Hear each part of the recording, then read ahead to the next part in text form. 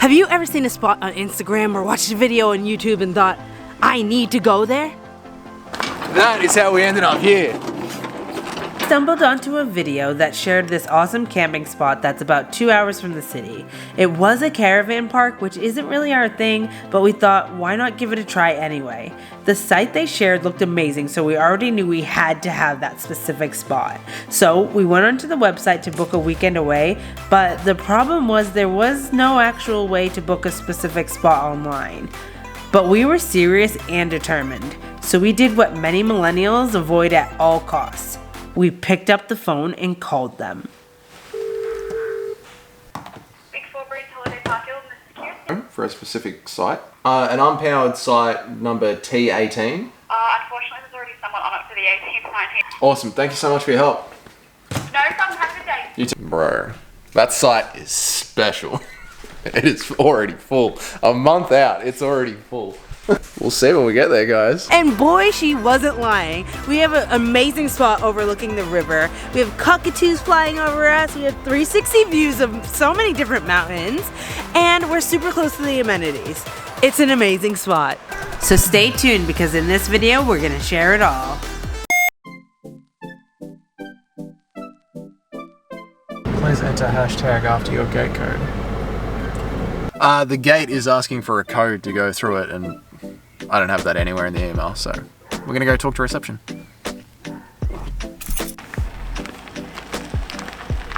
Yeah, they do want you to go into reception before you drive into the park, just to like run you through their fire policy and that stuff. And they give you this handy bit of paperwork that has all the questions and answers on the back. We are right on the water. Oh, wow. T18, this is the site you need to call up like a year in advance to get. It's all by itself, that's why. That's why. But still, they did us pretty good. Yeah. Yeah. From the looks of it. Yeah, so Let's go. Let's go check out T22.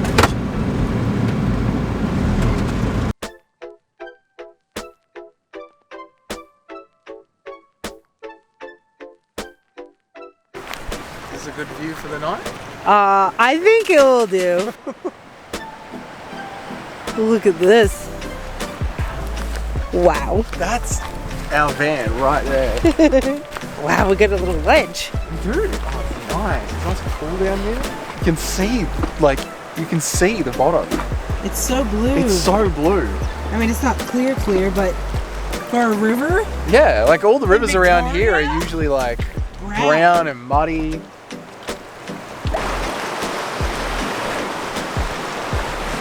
First things first, we gotta get these flash screens up because there's been a lot of mosquitoes around lately, even where we live. It's been crazy. That's one of our biggest pet peeves when we watch van life videos and we're like, why are they acting like bugs don't exist? Especially in Australia, the flies are like a nuisance. So anytime we see someone keeping it real with the bugs, I'm like, I see you, I see you. I don't want bugs in my sleeping area. I'm sorry, who wants to sleep with 100 mosquitoes? Not me.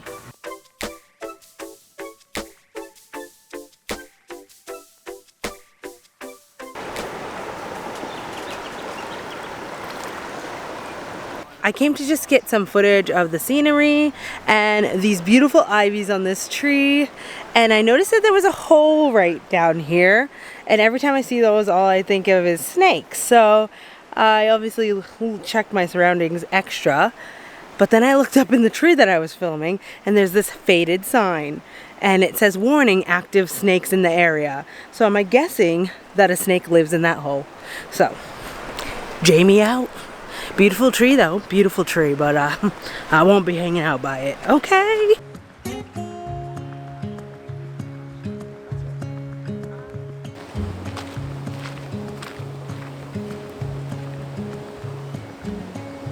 Okay, so as you walk down the end of the campgrounds, you've got the unpowered sites up against the river and the powered sites up against the back paddock. But it's still a very nice view, and you can hear the water from them, which is great.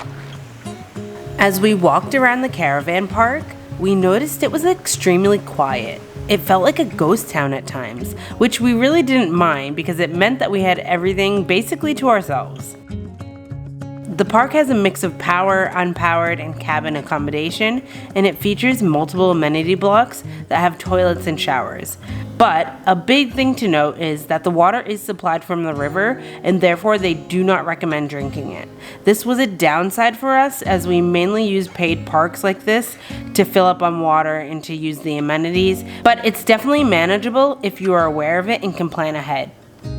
The sites are all marked out clearly once you know what you're looking for, and the staff was really helpful. The rain held off for the first day, so we were able to really explore before the storm rolled in the following day. T10 or T11 aren't bad either. They're right here. That's T10, that's T11 over there. And again, they're right at the back corner of the holiday park, so it's super alone. And their beach is really nice and accessible at the end. Okay, now further up from the unpowered sites on the right hand side, you have got the communal cooking area and toilet block and showers. So if you are coming here just to tent, you can still cook in a kitchen. Offered a big fridge, a kettle, most things you'd need for dishwashing, 2 big barbecues, a microwave, a little oven, and just so much bench space. You definitely could cook up a really big, decent meal here with all the space that they provide for you. But we're just really loving our new van setup, so we cooked dinner in the van that night, and then we went over to the kitchen to wash our dishes. The next day we woke up and the sun had disappeared, and it was replaced with some dark gray clouds. We knew that the storm that was forecasted was well on its way, but it wasn't here yet, so we ventured back out for some fun. We quickly noticed how kid and family friendly this place was. From the pool, the arcade, to the skate park, there was definitely things to keep you busy. And since it was still so empty, we decided it was the perfect time to check it all out. Yesterday, and we both thought that this was something that they put to like cover the sand, or I thought it was like a skate park, like solid. And then we were walking by and we saw someone jumping on it, and we're like, oh, it's a jumpy thing. No somersault.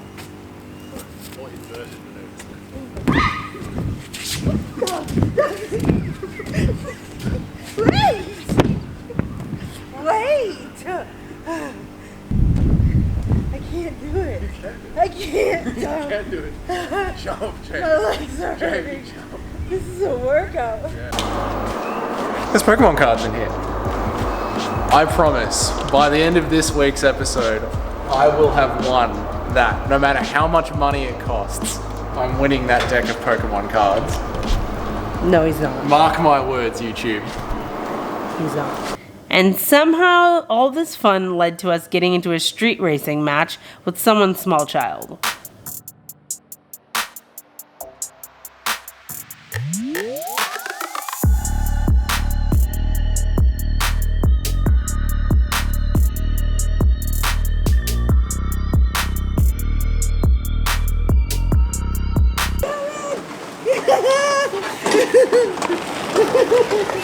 I'm gonna pedal faster!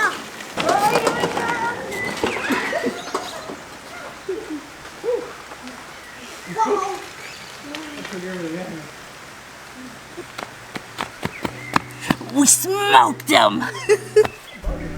They have a few pedal carts for hire, which are $15 an hour, and a notice board that's filled with all sorts of things going on in the area.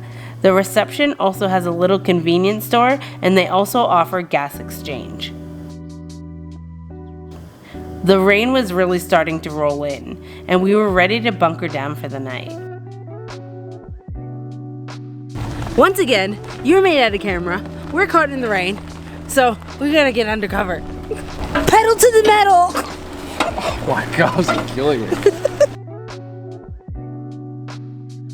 But we couldn't help but notice that although this place was fairly empty, Literally all the campsites are free. This is about T18, T19, T20, T21, and that's T22. And they stick the only 2 people that are actually camping here next to each other. everyone kept finding their way to our campsite. I'm not gonna say we weren't surprised. It looks like we had a better view than we thought, as well as a great little bank off the river to fish from. So it was popular. And if you enjoy fishing, I highly recommend booking site T22. We settled in for a movie night while enjoying listening to the rain hitting the roof of the van. And the rain didn't stop until we were just about leaving the next morning.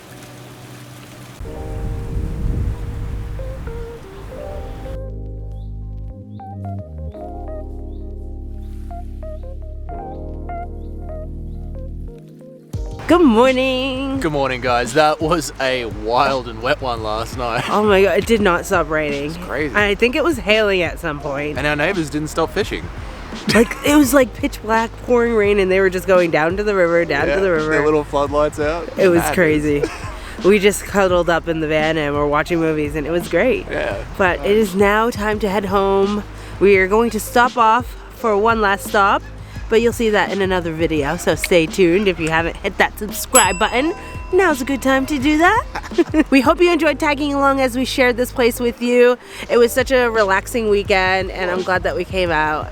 We have many more adventures ahead this summer, like way more than intended, but we're really excited about it. Thank you so much for joining us here at this campsite. What do you guys think of these campsites where it's a much more shared sort of location rather than the other sites that we go to where it's us alone in a field? Personally, I do enjoy us being alone in a field more, but I will say having these views right here is pretty epic, so it is give and take. And we do love coming to these to have the facilities available. That being said, this place did not have potable water, so we weren't able to drink the water here, and we didn't expect that, so that was an interesting situation. Are you a free camper, or are you like caravan park, you need the amenities, you like the glamping aspect of it? Let us know in the comments. With that, we'll see you next week with a fresh new episode. Thanks for tuning in. Bye! We were told that TA team was pre-booked this weekend. It's been empty the whole time.